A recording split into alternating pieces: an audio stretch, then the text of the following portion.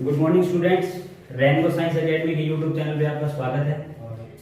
जैसा बच्चों आपने स्टार्ट कर रखा था एटॉमिक स्ट्रक्चर, जो आपकी 11th क्लास में चैप्टर नंबर 2 है एटॉमिक स्ट्रक्चर, जिसमें अपने फर्स्ट लेक्चर में जाना था एटम क्या होता है। अपने एटम को डिस्कवर करने के लिए अलग अलग एक्सपेरिमेंट हुए। सबसे पहले एक इंडियन साइंटिस्ट है महर्षि कर्नाल, उन्होंने एटम के बारे में क्या हुआ जनरल अपने को थोड़ा सा ओवरव्यू दे दिया था। तो सबसे पहला जो थ्योरेटिकल एक्सप्लेनेशन है वो दिया था जॉन डाल्टन नामक साइंटिस्ट ने। डाल्टन नामक साइंटिस्ट ने ये बताया जो एटम होता है वो किसी भी जो मैटर का सबसे छोटा पार्ट होता है जिसको अपने आगे डिफरेंशिएट नहीं कर सकते। उसके बाद जॉन डाल्टन ने कुछ स्टेटमेंट दी एटम के बारे में। उसने ये भी बोला कि कोई भी जो एटम होगा या कोई भी जो मॉलिक्यूल होगा उनके सभी एटम क्या होंगे, सेम होंगे। जैसे फिर उनका जो बाद में एक्सेप्शन आने लगे, ये चीज अपने जो फर्स्ट लेक्चर में अपने डिस्कस कर चुके हैं। इसके बाद में उन्होंने ये बताया एटम को अपने फर्दर क्या नहीं कर सकते, डिवाइड नहीं कर सकते, यानी कि कोई भी जो मॉलिक्यूल होगा उसका सबसे छोटा पार्ट क्या होगा, एटम होगा। लेकिन बाद में बच्चों ये स्टेटमेंट जो डाल्टन की जो थ्योरी थी ये क्या होगी, गलत साबित हो गई, क्योंकि जो फंडामेंटल पार्टिकल्स होते हैं इलेक्ट्रॉन, प्रोटॉन, न्यूट्रॉन की खोज होने लग गई। तो उसके बाद में डाल्टन की थ्योरी को क्या कर दिया गया, रिजेक्ट कर दिया गया। तो बच्चों ने लास्ट लेक्चर में देखा था डिस्कवरी ऑफ इलेक्ट्रॉन की खोज कैसे हुई। उस लेक्चर में अपने जाना था कि जो थॉमसन नामक साइंटिस्ट थे उन्होंने कैथोड रे एक्सपेरिमेंट किया था। तो थॉमसन नामक साइंटिस्ट उन्होंने क्या किया था, कैथोड रे एक्सपेरिमेंट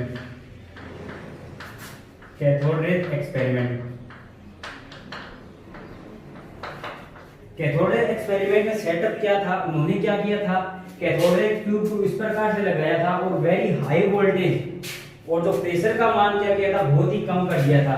तो इस सेटअप की बात लास्ट लेक्चर में भी अपने डिस्कस कर चुके हैं। जी मैं आपको दोबारा से इस चीज को रिमाइंड कराना चाहूं तो इसमें जो कैथोड रे ट्यूब ली थी वो कुछ इस प्रकार से थी। ये एक ट्यूब होती है बच्चों,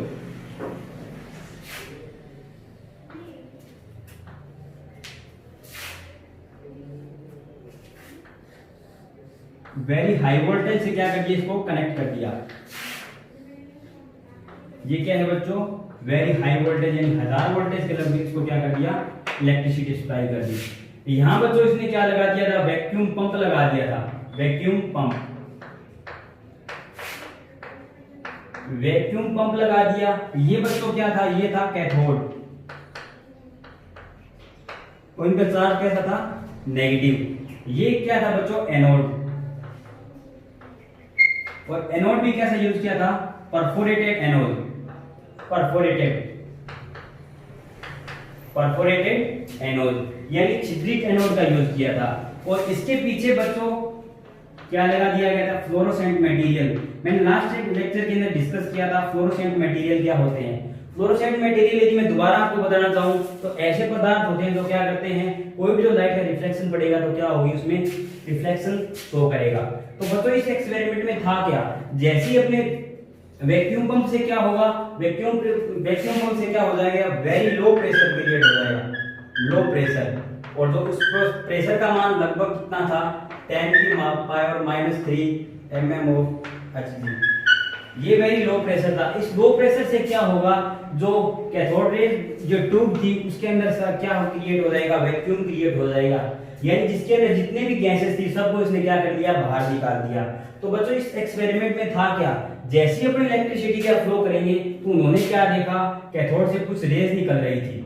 कैथोड से क्या निकल रही थी बच्चों, कुछ रेज निकल रही थी और उन्हीं रेज को उन्होंने क्या बोला, कैथोड रेज। अब इनको उन्होंने देखा कैसे, क्योंकि ये क्या होती है, जो कैथोड रेज थी ये क्या थी, अनविजिबल थी, ये अपने को डायरेक्ट दिखाई नहीं दे रही थी। तो बच्चों उन्होंने क्या देखा, जो परफोरेटेड कैथोड है उसके अंदर से कुछ रेज आ रही थी। जो परफोरेटेड कैथोड था उसके परफोरेटेड एनोड के अंदर से कुछ रेज आ रही थी। और यहाँ पे जो फ्लोरोसेंट मटेरियल के रूप में यूज किया था बच्चों उन्होंने ZnS। ये क्या होता है बच्चों, एक फ्लोरोसेंट मटेरियल होता है जिन पे क्या पड़ता है, रिफ्लेक्शन पड़ता है। तो इसकी वजह से उन्होंने देखा कि इस पे कुछ ना कुछ चीज पड़ रही थी। बाद में बच्चों उन्हीं चीज को क्या बोल दिया गया, कैथोड रेज बोल दिया गया। और जो कैथोड रेज किसकी बनी होती है, इलेक्ट्रॉन की बनी होती है। जो कैथोड का सबसे जो छोटा पार्टिकल क्या कहलाया गया, इलेक्ट्रॉन कहा गया। फिर बच्चों ने देखा था कैथोड रेज की प्रॉपर्टीज देखी थी। अपने जो प्रॉपर्टीज की बात करूं तो कैथोड रेज क्या होती है, स्ट्रेट लाइन में मूव करती है, ये काइनेटिक एनर्जी रखती है। और जो इनका जो ये क्या होती है, ये जो मटेरियल है उस पर डिपेंड नहीं करती। अपने कोई भी जो अपने जो गैस भरी है या इसके अंदर कुछ पार्टिकल जो वैक्यूम क्रिएट होने के बाद में कुछ मात्रा में क्या बढ़ जाती है, गैस रह जाती है। और जो इस बात पे डिपेंड जब कैथोड रेज होती है इस बात पे डिपेंड नहीं करती तो अपने कैथोड कौन से मटेरियल का लिया गया है। बच्चों यहाँ तक अपने लास्ट लेक्चर में डिस्कस कर लिया था। और बच्चों जो इसके बाद की कहानी में देखूं, इसके बाद की कहानी में देखना चाहूं तो बच्चों थॉमसन नामक साइंटिस्ट ने ही आगे क्या किया था, यहां तक अपने लास्ट लेक्चर में अपने डिस्कस कर चुके थे। जो कैथोड रेज की प्रॉपर्टीज होती है वो लास्ट वीडियो में आप एक बार देख लेना। अब बच्चों मैं आगे बात करता हूं E/m रेशियो। जो आज का ये टॉपिक है, जे थॉमसन ने क्या किया, जे थॉमसन ने क्या किया, charge by mass ratio calculate किया। चार्ज बाई मास रेशियो, इसको अपने ऐसे भी ले सकते हैं E/m। यानी जे थॉमसन ने कैथोड रेज एक्सपेरिमेंट के थ्रू इलेक्ट्रिक फील्ड और जो क्या है मैग्नेटिक फील्ड के थ्रू कुछ ऐसा सेटअप लगाया कि उन्होंने इलेक्ट्रॉन के जो चार्ज और मास का क्या कर लिया, रेशियो कैलकुलेट कर लिया। और ये बच्चों अपने ध्यान रखें तो ये आया कितना बच्चों, -1.75 × 10⁻11 कूलम पर केजी। ये बच्चों इतना आया। ये कैसे कैलकुलेट किया, ये एक्सपेरिमेंट के थ्रू कैलकुलेट हुआ बच्चों। उन्होंने क्या किया, इलेक्ट्रिक फील्ड और मैग्नेटिक फील्ड को यूज करके जो कैथोड रेज एक्सपेरिमेंट था उन्हीं के अंदर क्या किया, उन्होंने इलेक्ट्रिक फील्ड और मैग्नेटिक फील्ड को लगा के देखा तो अपना ये कितना है बच्चों, इतना है। इसका एक्सपेरिमेंट सेटअप का जनरल अपने एक्सप्लेनेशन नहीं है तो अपने यही जान लेंगे। जो थॉमसन नामक साइंटिस्ट है उन्होंने क्या किया, जो कैथोड रेज एक्सपेरिमेंट था उसी के बेस पे इलेक्ट्रिक फील्ड और मैग्नेटिक फील्ड को लगाया और चार्ज बाई मास रेशियो क्या कर दिया, कैलकुलेट कर दिया। ये बच्चों ये वैल्यू होती है, ये कुछ याद करनी होती है। अब बच्चों इसके बाद आता है एक साइंटिस्ट आए थे मिलिकन नामक साइंटिस्ट। मिलिकन नामक साइंटिस्ट आए, मिलिकन ऑयल एक्सपेरिमेंट। मिलिकन नामक साइंटिस्ट ने क्या किया, ऑयल ड्रॉप एक्सपेरिमेंट किया। और इस एक्सपेरिमेंट के थ्रू उन्होंने क्या किया, इलेक्ट्रॉन पर चार्ज कैलकुलेट किया। कैलकुलेट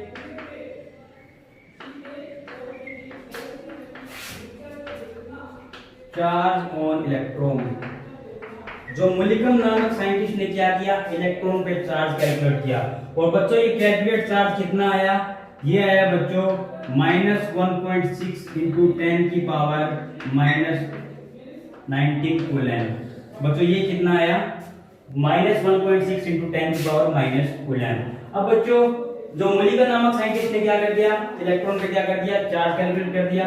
इलेक्ट्रॉन कैसे होते हैं, नेगेटिव चार्ज होते हैं, ये अपने तो पहले लेक्चर में डिस्कस कर चुके हैं। अब बच्चों अपने पास E/m आ गया और इलेक्ट्रॉन पे चार्ज आ गया तो इससे अपने क्या कर सकते हैं बच्चों, इलेक्ट्रॉन का मास भी कैलकुलेट करते हैं।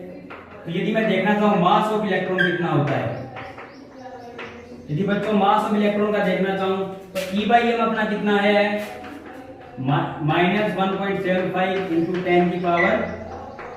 10⁻11 कूलम पर केजी। और इलेक्ट्रॉन का चार्ज कितना था बच्चों, -1.6 × 10⁻−19 कूलम। तो इसके m की वैल्यू कितनी होगी, यदि m की वैल्यू कैलकुलेट करना चाहूं तो ये कैसे कैलकुलेट करेंगे, E/m बराबर है -1.75 × 10⁻11 कूलम पर केजी। और इलेक्ट्रॉन पे जो चार्ज है वो कितना है, -1.6 × 10⁻−19 कूलम। ये मास ऑफ इलेक्ट्रॉन होगा।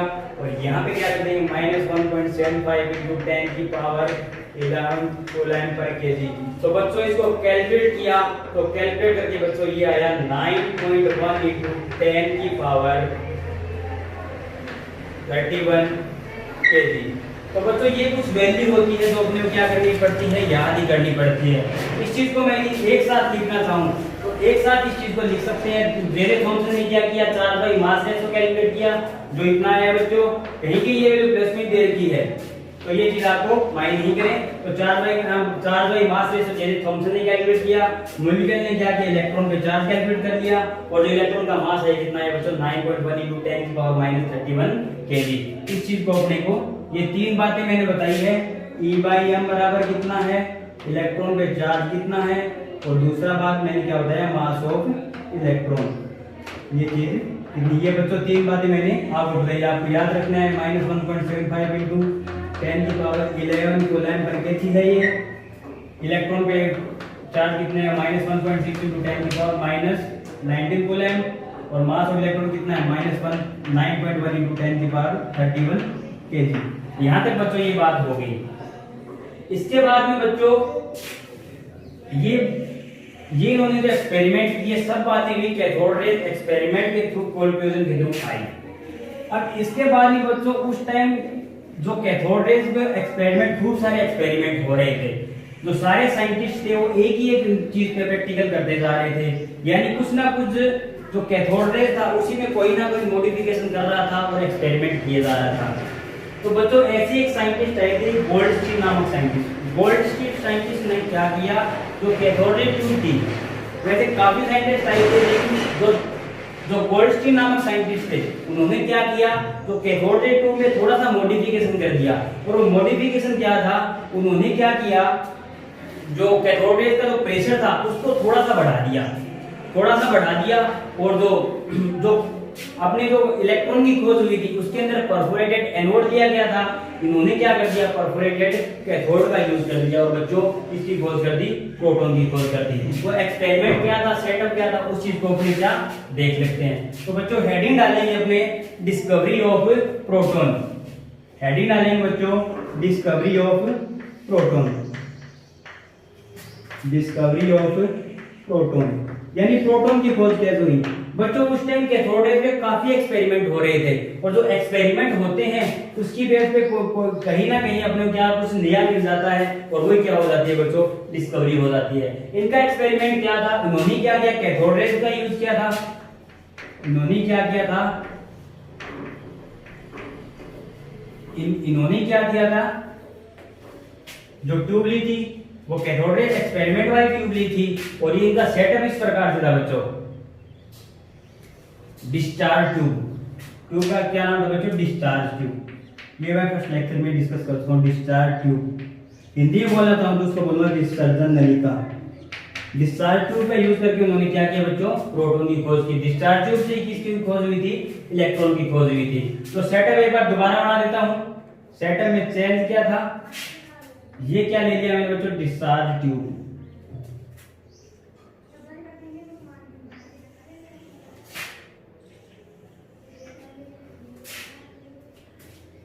यहां बच्चों क्या लिया था, कैथोड, और ये क्या हो गया बच्चों, एनोड। कैथोड और मेटल के बने होते हैं, और ये क्या कर दिया बच्चों, हाई वोल्टेज से क्या कर दिया, इसको मैंने अटैच कर दिया, वेरी हाई वोल्टेज।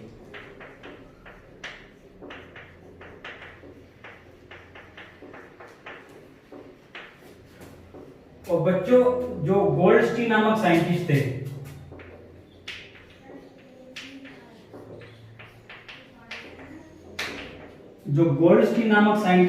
उन्होंने क्या किया, इस प्रेशर का मान क्या कर दिया, थोड़ा सा बढ़ा दिया। जो थॉमसन नामक साइंटिस्ट ने क्या किया 10⁻³ mm ऑफ Hg था, और इसका मान कितना था, 10⁻⁻1 mm ऑफ Hg। यहाँ पे क्या लगा दिया बच्चों, वैक्यूम पंप। और प्रेशर का मान कितना था बच्चों, प्रेशर था 10⁻⁻1 mm ऑफ Hg।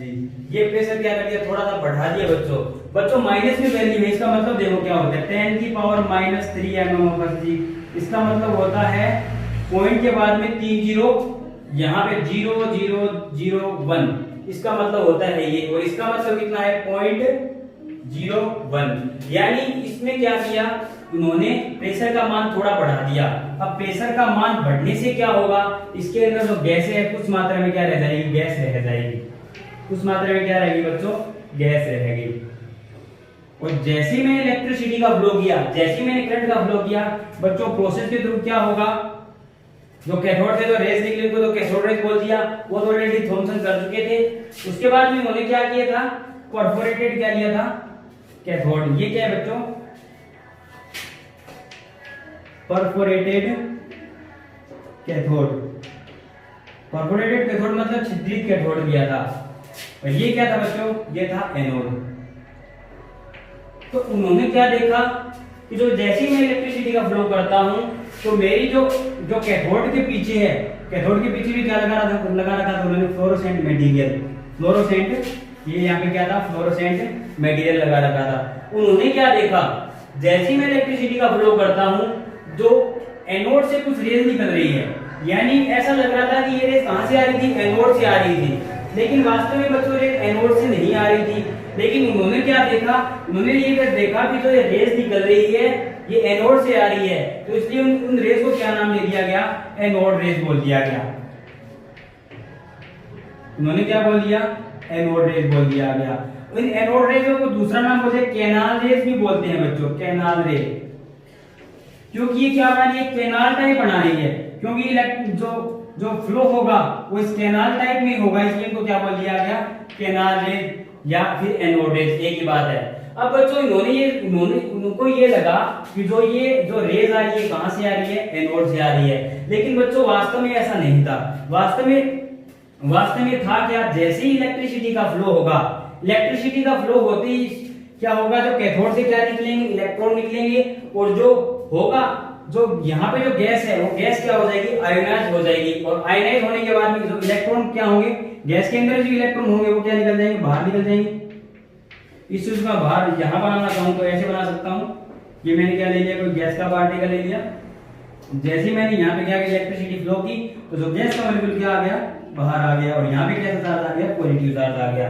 अभी जो पॉजिटिव चार्ज का मूवमेंट किसकी तरफ होगा, नेगेटिव चार्ज की तरफ मूवमेंट होगा। तो ये पॉजिटिव चार्ज का मूवमेंट किस तरफ होगा, नेगेटिव चार्ज की तरफ मूवमेंट होगा, यानी ये क्या है, ये परफोरेटेड कैथोड की तरफ इसका क्या होगा, मूवमेंट होगा। ये क्या है, एनोड।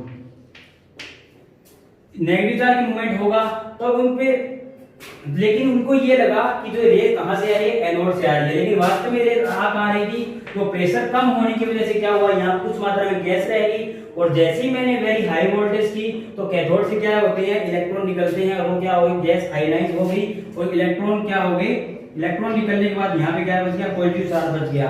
और जब भी जो पॉजिटिव और नेगेटिव चार्ज के बीच में क्या होता है, अट्रैक्शन होता है, और जो पॉजिटिव चार्ज का फ्लो किधर की तरफ होने लग गया, पॉजिटिव चार्ज फ्लो होने लग गया कैथोड की तरफ। तो इस प्रकार से बच्चों इनकी खोज हो गई। उनको हिस्टोरिकल रूप से क्या बोल दिया गया, एनोड रेज या फिर कैनाल रेज, लेकिन वास्तव में ये कहां, एनोड से नहीं आ रही थी। अब बच्चों एक उन्होंने कोलिजन और देखा, जो अपने लास्ट लेक्चर में जाना था। यहां तक बात समझ में आ रही होगी, मैं दोबारा एक बार एक्सप्लेन कर देता हूं। डिस्कवरी ऑफ प्रोटॉन, प्रोटॉन की खोज किसने की, गोल्डस्टीन नामक साइंटिस्ट ने खोज की। किससे की, डिस्चार्ज ट्यूब से की। उन्होंने सेटअप क्या था, जो सेटअप बिल्कुल सेम डिस्चार्ज ट्यूब की जो इलेक्ट्रॉन की खोज हुई थी उसी प्रकार से सेटअप था, लेकिन उन्होंने चेंज किया, थोड़ा प्रेशर का मान क्या कर दिया, थोड़ा सा बढ़ा दिया, और उन्होंने परफोरेटेड एनोड ना लेके किसका यूज किया, परफोरेटेड कैथोड का यूज किया। और उन्होंने क्या देखा, उन्होंने ऑब्जर्वेशन ये देखा, जो कुछ रेज निकल रही थी, कुछ रेज निकली, उनको ये लगा कि ये रेज कहां से आ रही है, एनोड से आ रही है, तो इसलिए उनका नाम क्या दे दिया गया, एनोड रेज बोल दिया गया। लेकिन वास्तव में बच्चों ऐसा नहीं होता, ये रेज आती कहां से है, तो वेरी लो प्रेशर होता है। वेरी लो प्रेशर की वजह से यहाँ कुछ मात्रा में क्या रह जाती है, गैसेस रह जाती है, और गैसों के आयनाइजेशन से क्या होगा, जो गैस पे पॉजिटिव चार्ज हो, इलेक्ट्रॉन निकलने के बाद में पॉजिटिव चार्ज आएगा, और पॉजिटिव और नेगेटिव चार्ज में जो अट्रैक्शन होगा, और इन्हीं अट्रैक्शन की वजह से ये यहाँ पे क्या आएगा, फ्लोरोसेंट यहाँ मतलब प्रदीप्ति आएगी, यानी रिफ्लेक्शन पड़ेगा। तो इन्हीं चीज बाद में जो क्या बोल दिया गया बच्चों, प्रोटॉन बोल दिया। अब मैं बच्चों बात करता हूँ जो एनोड रेज या कैनाल रेज की प्रॉपर्टीज क्या क्या होती है। अब बच्चों बात कर लेता हूँ एनोड रेज या कैनाल रेज की प्रॉपर्टीज।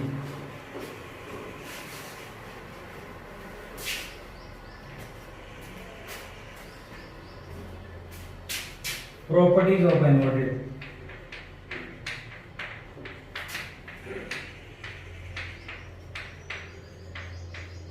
पहली प्रॉपर्टी में देखूंगा तो मैं क्या बोलूंगा, they are positive charge, they have positive charge. आपको समझ में आ गया होगा, क्योंकि कैथोड क्या, जो परफोरेटेड कैथोड दिया था वो कैसा था, नेगेटिव चार्ज था। तो अपने को पता है नेगेटिव और पॉजिटिव बीच में क्या होगा, अट्रैक्शन होगा। तो ये इनका फ्लो किधर की तरफ होगा, नेगेटिव चार्ज हो गया। तो अपने बोल सकते हैं कि जो एनोड रे कैसी होती है, पॉजिटिव चार्ज होती है। अब दूसरी बात बच्चों देखते हैं, तो मैंने जो पहला एक्सपेरिमेंट था कैथोड रे यानी इलेक्ट्रॉन की खोज कैसी होती है, उसमें बताया था E/m रेशो, यानी कि जो अपने जो इलेक्ट्रॉन की जब खोज हुई थी तो उन्होंने क्या किया था, तो जो डिस्चार्ज ट्यूब ली थी उनके अंदर अलग अलग गैसेस भर के देखी, तो उन्होंने क्या पाया, तो E/m रेशो क्या, जो मान क्या है, सभी में क्या सेम आया। यानी जो इलेक्ट्रॉन के लिए E/m रेशो क्या है, उसकी प्रॉपर्टीज यानी गैस कैसी है, इलेक्ट्रॉन मटेरियल कैसा है, इस बात पे डिपेंड नहीं करता। लेकिन मतलब इसमें क्या हुआ, एक स्पेसिफिक चेंज आया, इसमें जो E/m रेशो है ये क्या करता है, प्रॉपर्टीज ऑफ गैस पे डिपेंड करता है। यानी E/m रेशो डिपेंड अपॉन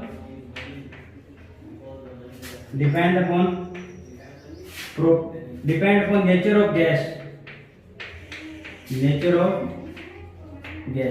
यानी ये किस पे डिपेंड करता है, नेचर ऑफ गैस पे डिपेंड करता है। बच्चों इलेक्ट्रॉन में ऐसा नहीं था। अब ये जान लेते हैं कैसे। अब देखो बच्चों, एक्सपेरिमेंट अपने थोड़ी देर पहले देखा था, ये मैंने क्या ली थी, डिस्चार्ज ट्यूब ली थी। डिस्चार्ज ट्यूब में मैंने क्या किया था, यहाँ पे जो गैस थी, यहाँ गैस का क्या हो रहा था, आयोनाइजेशन हो रहा था, इलेक्ट्रॉन निकल रहे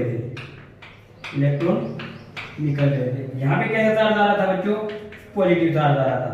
और जो पॉजिटिव चार्ज का फ्लो किधर की तरफ हो रहा था बच्चों, जो मैंने ये क्या लिया है, परफोरेटेड कैथोड। ये क्या लिया बच्चों मैंने, परफोरेटेड कैथोड।